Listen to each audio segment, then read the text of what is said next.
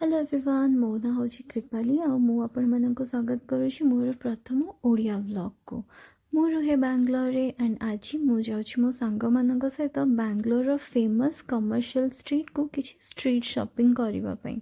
प्रथमे आमे धरिलु बस 342F सरजापुर एंड आमे आसी पहुँचीचु शांतिनगर रे, जो ठारे कि आपण माने देखि पारुथिबे मु देखुची बैंगलोर बहुत ही कॉम्प्लिकेटेड बस रूट रा मैप।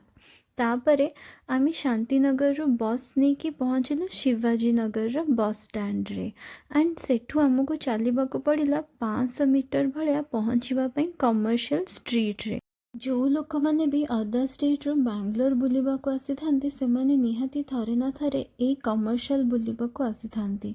जो भी ओडिया मानक आपन को पचारिबे से माने कहिबे कमर्शियल स्ट्रीट होची बैंगलोरियांकर मार्केट बिल्डिंग।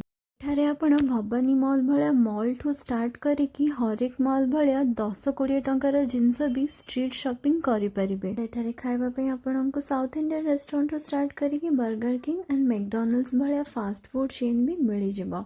एंड आमे खरा बेले जाइथिलु एंड हमको भोक कला लंच टाइम रे सेति पे आमे पहुंची जाइथिलु मैकडॉनल्ड्स रे। लंच करि सारिबा परे हमको साड़ी किनिबार थिला कारण मोर गोटे सांगर बाहाघर अछि, सेति पे आमे पहुंची जाइथिलु मैसूर सिल्क उद्योग रे। दुकान भितर पशु पशु मु डिस्प्ले रे देखिली ए अति सुंदर हलदिया ब्राइडल लेहेंगा जहाँ को पिंधि आमर 2025 ब्राइड माने निजर हलदी रे मेन कैरेक्टर एनर्जी सर्व करि परिवे।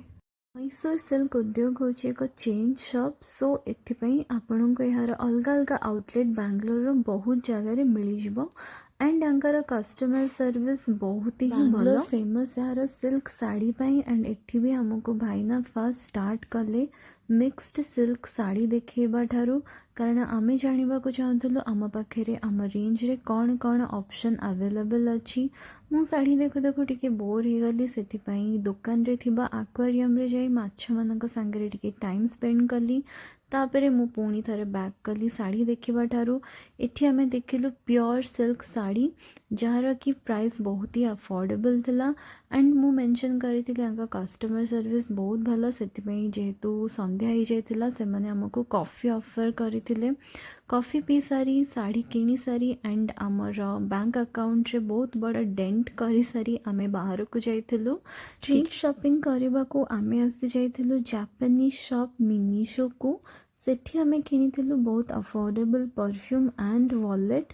तापरे मते किनिबार थिला किछि एंटिक हाउस डेकोर, सेथिपाई बहुत सारा ऑप्शन अवेलेबल अच्छे कमर्शियल स्ट्रीट रे। मु बहुत सारा दुकान ब्राउज करबा परे एई गोटे कॉर्नर रे थिबा अंकल को दुकान रे पहुंचली, जोठी ऑप्शन तो सेम थिला बट प्राइस बहुत ही अफोर्डेबल थिला एंड अंकल बहुत फ्रेंडली थिले एंड बहुत हेल्पफुल थिले।